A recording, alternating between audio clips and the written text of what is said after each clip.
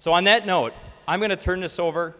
Mr. Williams is here, our speaker of the year, to kick us off. Are you ready to go? Very good. All right, give a warm welcome here to Brandon Williams.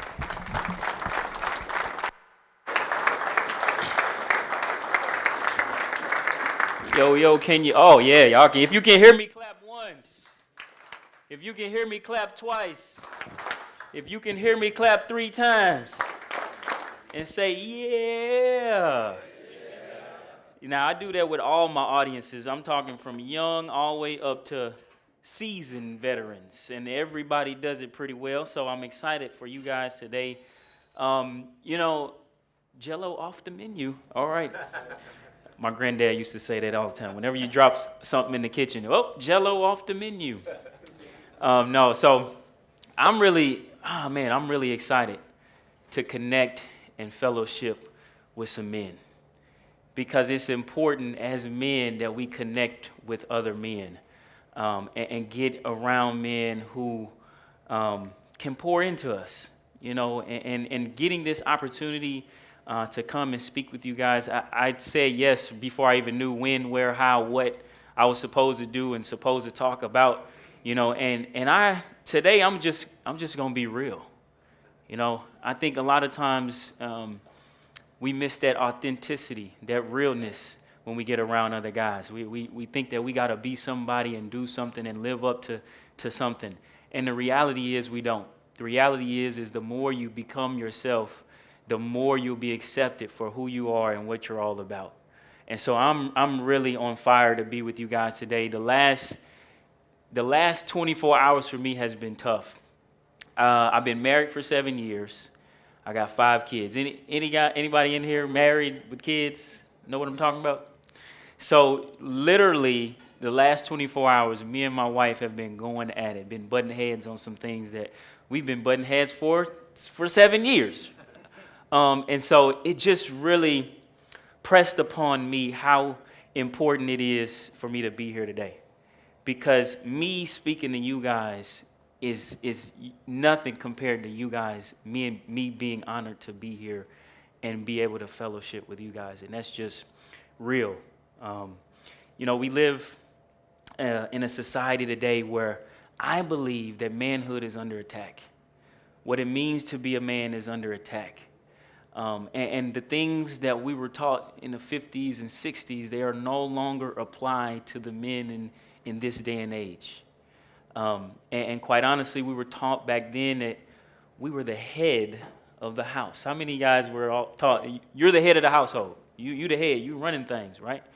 Well, I'm going to challenge that perspective today, because I truly believe that we are the foundation of our household, the foundation of society and our families. And I know I got a lot of men who work with their hands, who understand building terminology, and a foundation is the most important piece of a building.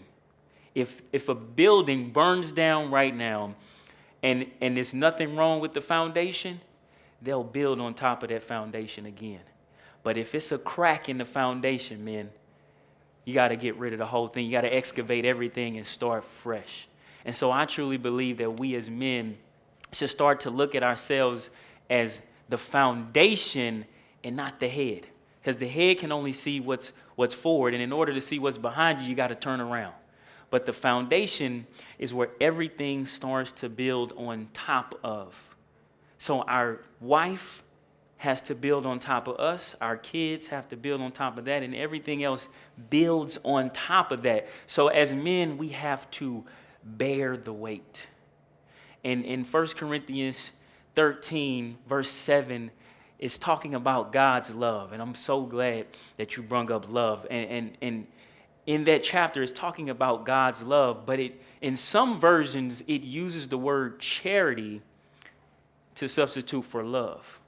And so charity and love, that tells me that charity and love are synonymous, right? So if we take the perspective of looking at love and charity as synonymous, it'll shift your thinking of love. And I went somewhere else with that. The Spirit just took me somewhere else. I'm gonna reel it back in real quick. But that foundational piece, as man, when you look at 1 Corinthians 13, chapter 7, it says, love bears all, hopes all, believes all, and endures all. And so that's telling me that no matter what we're going through, no matter how we show up, no matter who we are, that the love of God can get us through it. And that's not religious, man. That's principle. That's law. That's kingdom. Because I believe that the Bible is not a religious book. It's a book about a king, his kids, and his kingdom. And it's literally giving you the story, the laws and the principles of how this thing really works and how people jacked it up and messed it up. And it took God 4,000 years to bring the evidence of something that he already knew from Genesis chapter 1, right? And so us as men, it's our duty to be that foundational piece. And sometimes that foundational piece gets stepped on. Sometimes it gets rolled on. But it bears all because of the love that we can bring. Because it's okay for us to say how we feel. And it's okay to be in settings like this and to be vulnerable and to be authentic with each other because we need it. There are men, and I'll tell you guys a little bit about my journey, but there are men that I've been talking to, man, for the past 5 months. I'm working on a project called Kingdom Man Magazine. It's going to be a faith-based magazine focused on men of faith. It's going to be a digital magazine. We probably will do some print copies, but we're going to focus on the digital space. I looked at the magazine landscape, and God gave me in January that I need to pour into men, and I need to help men come to him because our purpose is rooted in him, and our identity is rooted in him. And so he said, you're going to go and create a media publication. And I said, well, I'm already doing a lot of speaking, and I got a business over here and a business over there. And I'm like, but you want me to do something else? He said, yes. And so one of the first things as men that we need to do is be obedient to God's word. And that's the hardest thing to do. We hear it. We can see it manifest in other people. We know it's right, but it's being obedient. And so I'm just simply being obedient. I'm not special. I'm not having some out-of-body experience right now. I'm just listening and being obedient. So he said, you need to create a publication that's going to pour into men, that's going to talk about travel, fitness, health and wellness, style, grooming. This is going to be a man's magazine. Now, this is not going to be no fluffy stuff. This is going to be a man's magazine, but we'll have biblical articles. We'll have a section where at the end, I call it the closing prayer, because we, as men, we know we have a good conversation, a good talk with men. We're like, hey, man, let's pray it out. Let's not leave before we pray this thing out. And so at the end of the magazine, we'll have what I call the closing prayer, where I have a pastor or a leader, maybe somebody in here can step up to the plate and say, I'm going to do the final prayer in this magazine that thousands and hundreds of thousands of men will be attracted to and see that. And no matter what area of their faith they're in, no matter where they're at in their walk, they'll feel that. They'll feel the love coming from that. They'll feel the power coming from that. And that's what leading with power is all about. It's about being that example. See, I'm not an expert, but I'm active. I'm not an expert on manhood, but I'm active in manhood, just like you are. I'm not an expert on fatherhood, but I'm active. And so we learn by doing. When I was younger, my father was in my life, but he wasn't in my home. And there's a big difference, right? So he has his version of the story. I got my version, and my mama got her version, right? And they all kind of different. And so for me, when I first made it to the National Football League, I knew I wanted to be a good man, and I wanted to be a good father. And I thought that being a man was becoming a father. So you can see where I'm already kind of messed up. I thought that to become a man, you had to become a father, you had to get married, you had to have a family. That's what men do.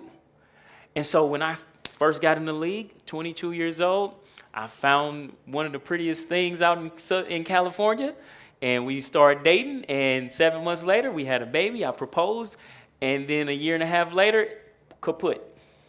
It was over because I didn't have those foundational pieces of number one, how to be a father, and number two, the commitment and the growth that's needed to be a husband.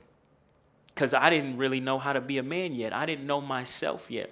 One of the things that all athletes struggle with, once you leave the game, once you make it to the professional rankings and you leave the game, we just missed out on about 7 years of personal development.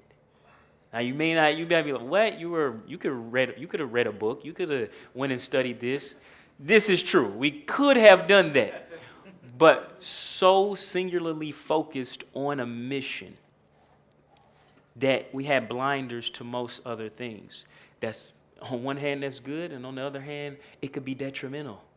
And so when I left the league, I didn't even know who I was as a man. And in order to lead with power, the number one principle of leadership is not how you lead someone else, but it's literally how you lead yourself. But how can you lead somebody you don't know? You can't. And so I had to really figure out, who is Brandon Williams? And it's truly a continuum. It's truly not over. It's always a transformation. And I always say transformation is ugly in the beginning, hard in the middle, and it's beautiful at the end. And so we all are continuously going through this transformation phase. No matter if you're in your early 20s, mid 30s, late 50s, you're about to retire and you're ready to go buy that boat and go out and fish all day. I know how you feel. But it's a constant transformation. It's a constant transition. And so, like I said, men, I want you to challenge your perspective. I want you to challenge your perspective on what it means to be a man and lead as a man, as the foundation of your family, not as the head of the family, not as the one telling everybody what to do, where to go, because we don't have all the answers. Truly be the foundational piece that can love, that can bear that weight, that can endure that weight. Because like I'm telling you right now, the last 24 hours, man, any of you guys that are married, you know, your wife can say some things to you, man, that you wouldn't let a grown man say to you. Oh, yeah. Young brothers, y'all, I'm telling you right now, listen to me. Your wife will say some things that you would dare a guy to say to you at a bar. I dare you say that to me at the football game. It's over. But that's your wife. That's your baby. And so those words can hurt and pierce the most, but you have to bear it and you have to endure it because you are the foundational piece. You truly lead the way by setting the example, not telling what to do. And so, like I said, for me, when I first got into the NFL, I thought being a man was having a family, having kids, and having a baby. But the two most important days of my life is the day I was born and the day that I figured out why. You know, it was 2010. I was in a hotel in Pittsburgh, Pennsylvania. I was in my last year with the Pittsburgh Steelers. And it was Saturday morning, and this was the last cut days for NFL. So this day just passed again, and I'll relive it over and over again. But this day was the last cut days of the NFL.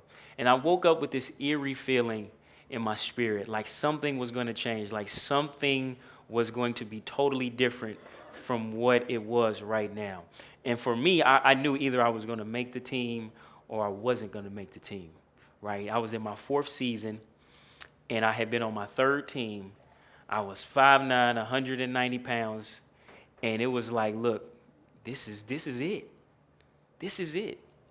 And so that morning I woke up, had this eerie feeling, and I got a knock at the door, and it was early. It was about 7:15, and it's just boom, boom, boom, boom, boom, boom. So I go and answer the door. I'm like, oh, man, who is this? And it was room service. And I forgot that I put the card out in the last night to tell them what I wanted to eat.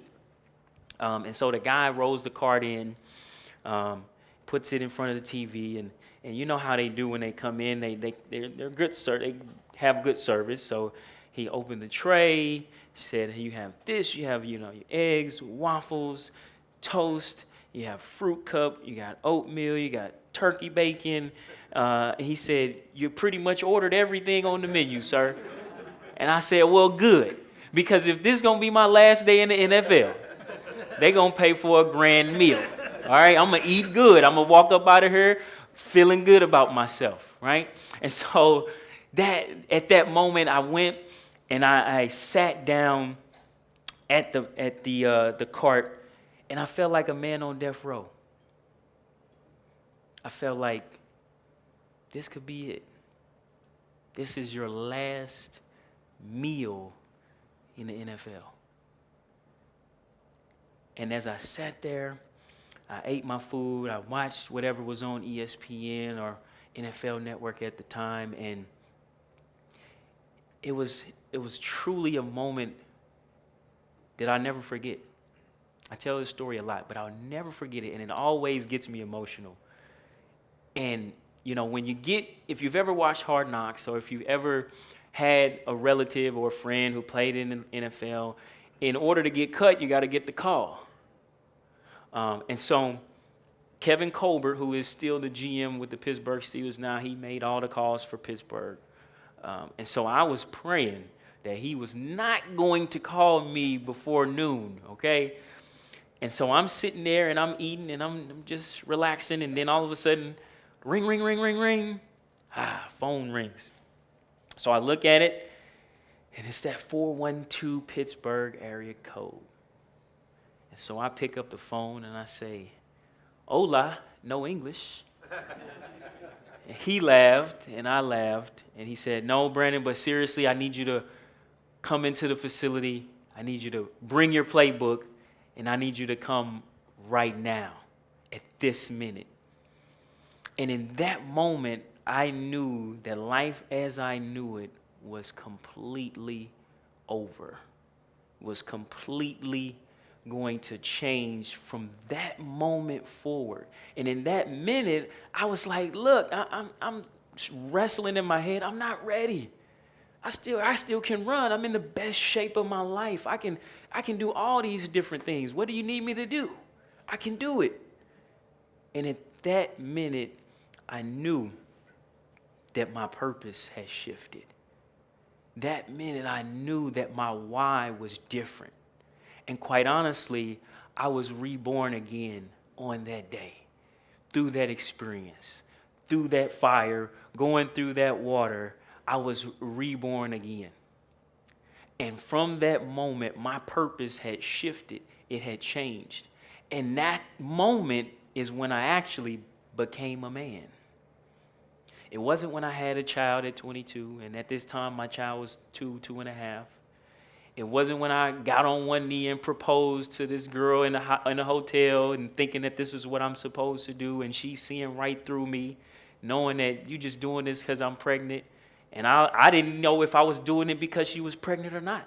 I just thought that that's what I was supposed to do to be a man. And as I was reborn again, became a man in that moment, it was really about purpose. And I went on a journey to find my purpose, to find what purpose was for Brandon Williams.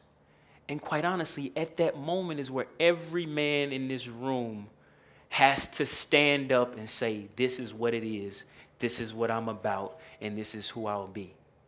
Because God puts a seed in all of us, and that is a seed of purpose.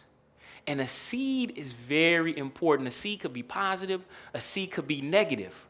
But wherever there's a seed planted, something has to come from that seed.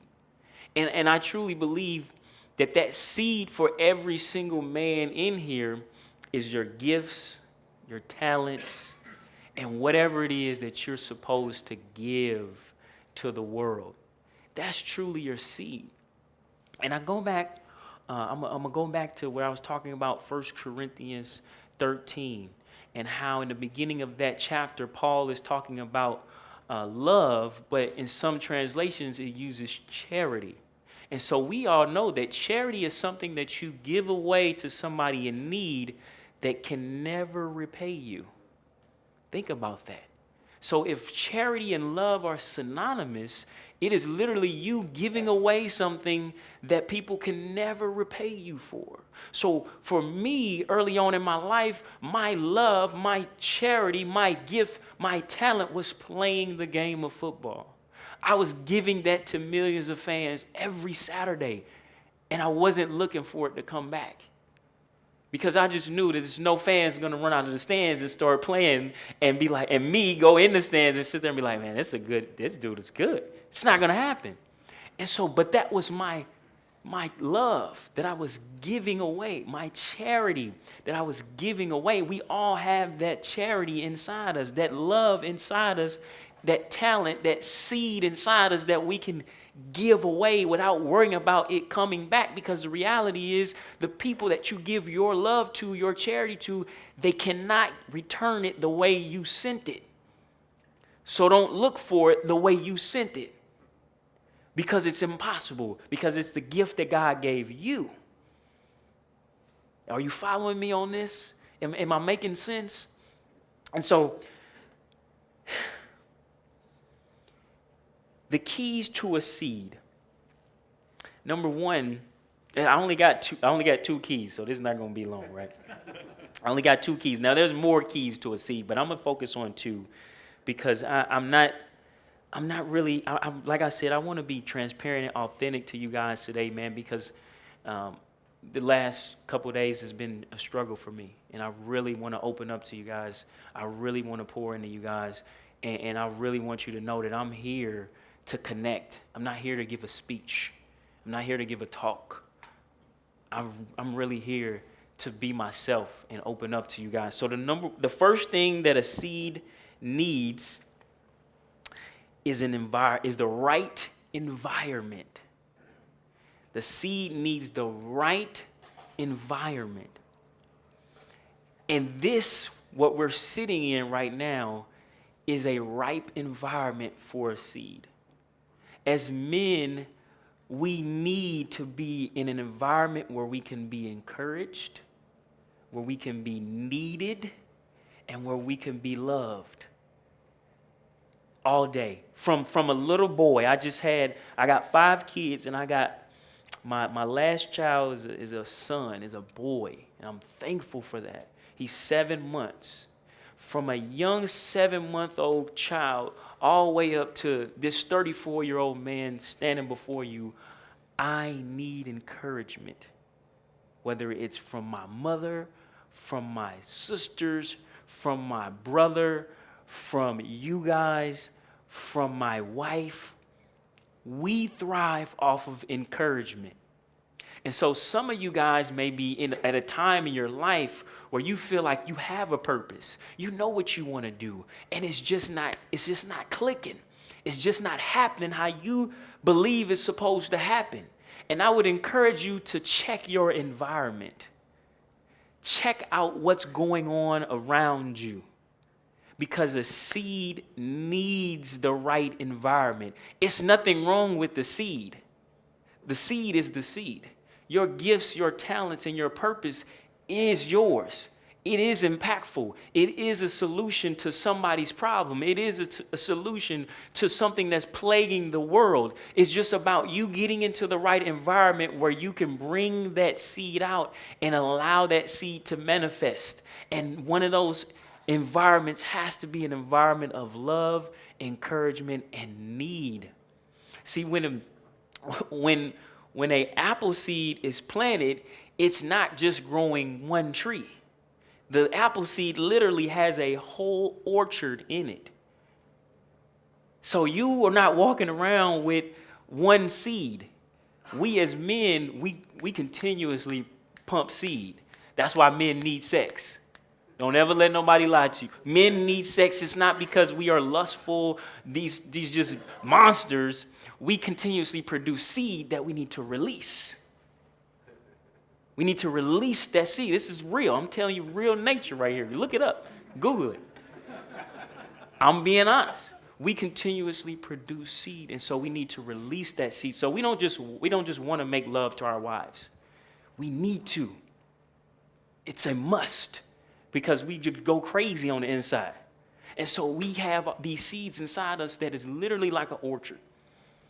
And so these trees, they don't compete against each other. So everybody in here has a seed that can produce fruit. But if you go to an apple orchard, none of the trees are mad that the other tree is producing apples. They're so focused on just producing their fruit because there's somebody out there who wants to bite from that fruit. There's somebody out there. There is no competition. There is no need for comparison. The trees are literally not worried if you're producing green apples, red apples, yellow, whatever it is. All you have to do is focus on producing, which leads to my next point. The second thing that a seed needs is growth. You have to grow, and so that means you have to produce. A plant produces its own food through photosynthesis, meaning it literally eats from inside itself, and then it starts to grow. So that means that everything that you need is inside of you. Everything that you need to be the successful seed is already inside of you. I know that may sound twisted. I know that may change your perspective, but there's nothing outside of you that you truly need in order to produce the seed, the purpose, the talent that God has really given you. You need the environment to make it manifest. You need to go internally inside of self and go deep with self-identity, self-awareness, and all of those things, but you don't necessarily need to go out there to produce what's in here. I'm going to give you an example. Everything is tested. So this phone, the first time you buy your phone, it's already been used. And it's been used because it's been tested with the manufacturer. And the manufacturer had to test this phone before it could release the phone to the world. So that means that that means when you were created, the manufacturer had already tested you, had already formed you, had already gave you the gifts that he wanted you to manifest on earth. And once you were released out of all the 400 million sperm that came through your mom's womb, you was the one that was picked. You were already tested. The manufacturer already tested you. And every phone, every product comes with a warranty. Every phone, every product comes with an instruction manual. Your instruction manual, my instruction manual just happens to be the most read book in the world. That is your instruction. I call it my constitution as well, because I'm an ambassador for Christ. And that's a governmental position. That's not religious. Ambassadors or representatives of a country.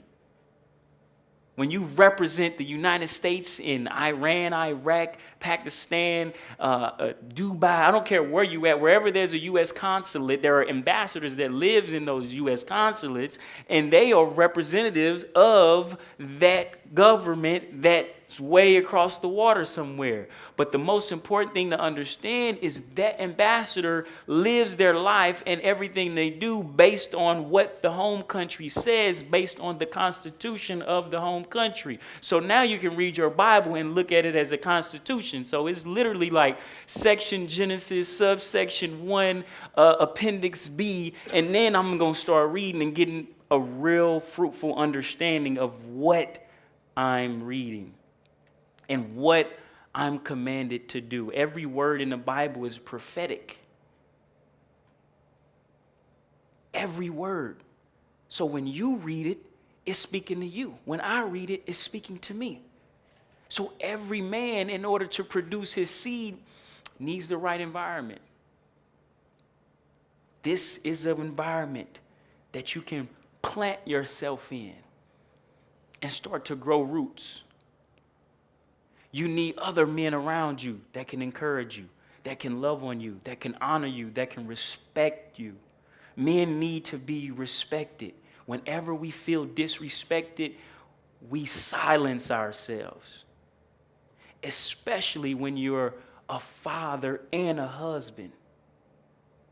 See, it's easy to run away and leave the family. That's the easy thing. The hard thing is staying there for 40 years and still making it, and still raising great children, and still loving your wife, and still being a pillar in your society and in your community, and still mentoring other young men and women. That's the hard thing to do. But when you get in the right environment and start to understand that you have to grow internally, they call it personal development. There's a lot of famous men and women who have made a lot of money off personal development. And it's all about self-identity, self-awareness, and understanding who is it that I am becoming. See, when God put Adam in the garden, one of the first commandments he gave Adam, the first commandment he gave Adam was to work. Now, many people look at the word work and they see job. Yeah, okay, you work and a job. So our job is what we do to go get paid. But our work is what we would do for a lifetime. See, the word work is translated to ergon. Ergon means to manifest, to be, to create, to produce. So truly, when you're doing your life's work, you are becoming who you are born to be. See, you can get fired from your job. You can never get fired from your purpose. Ever. And so when you get in the right environment of Eden, and then you get that work, when you start to become who you are supposed to become, that's truly when you can change the world. That's truly when life starts to matter to you. And it doesn't matter at what stage of the game you figure this out. When my son was born, somebody asked me, what is the most important thing that you want your son to have? And I said, I want him as early as possible to figure out his life's purpose. Because if he can figure that out at 6, 7, as an adolescent, if he can figure it out as a freshman in high school, all my men in here who have sons understand, if they can just figure it out, figure out what God has purposed you to do in life at 13, oh man, you're dealing with a phenomenon right there. That is a young man or woman who is going to literally change their environment, change their community, change the world. You're going to reflect back and say, oh my goodness, look at what God did. It wasn't me. And so that's the thing that I really pray over my son, both of my sons, all of my children, but just having this reflection on my last son is what I want for them. I pray that they find out what their purpose is in life so they can just run after it right now. So I got five kids, and me, myself, I'm done with kids. I'm tired of having kids. I don't want no more kids, right?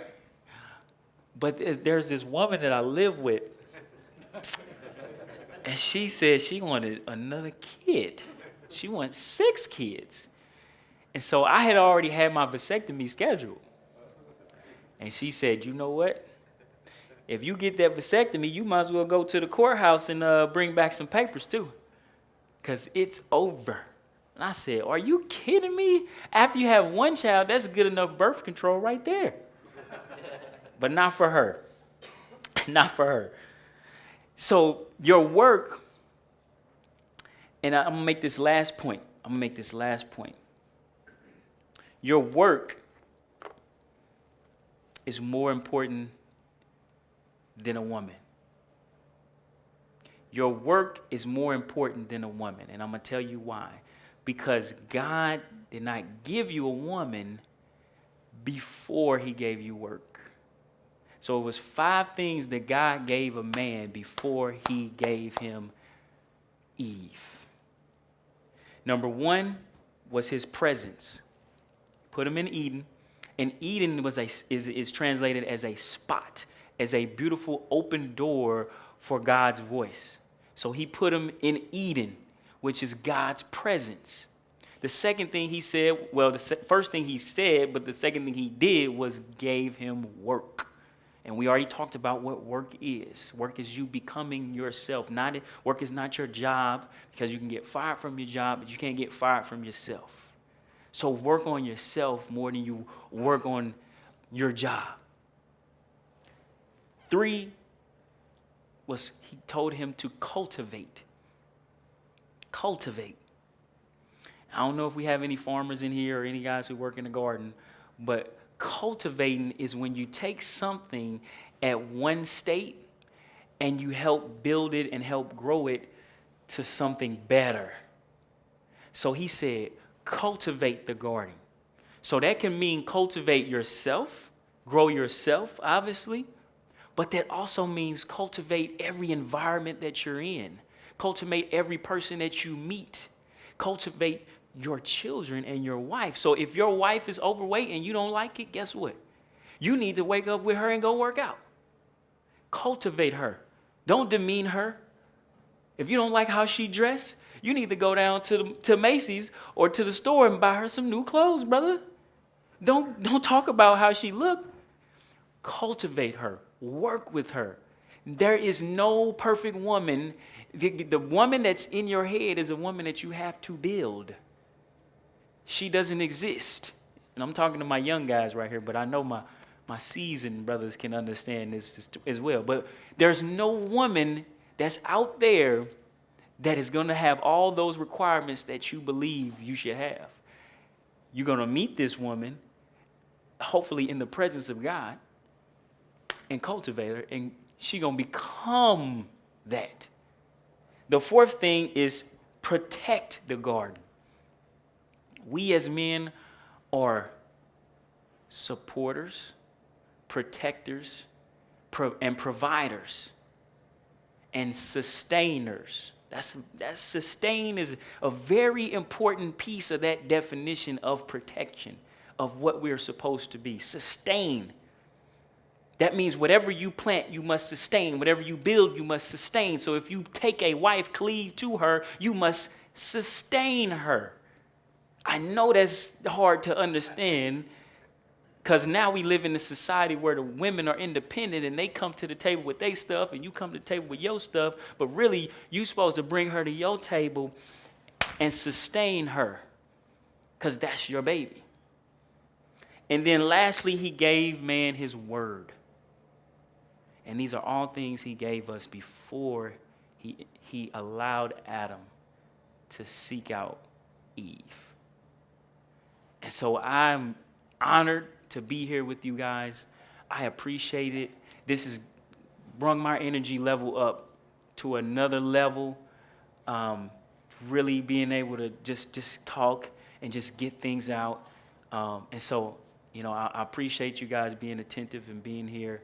And that's my time, man. That's my time. So thank you. Thank you, man.